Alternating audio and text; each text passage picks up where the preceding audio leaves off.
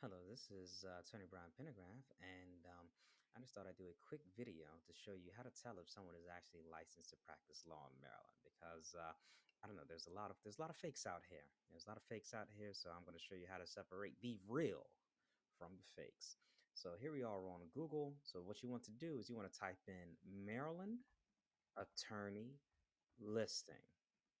Type that in, and then you want to click on the first link here, the Maryland attorney listing provided by Maryland courts. So you want to click on this. I'm going to scroll down. Scroll. Okay, there we go. Took a while for it to load, but it's finally up. So here you want to. So this allows you to type in the name of an attorney and to see if see if their results come up. So you type in Pendergraft, same first name, Brian, and then hit submit. And then bam, you'll be able to see if this person, as you can see, I came up.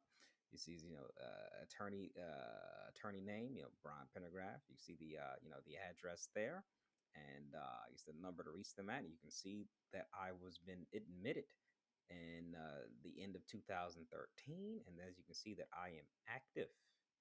I'm active. So again, that is how you tell if someone is a real attorney or not. So there you go.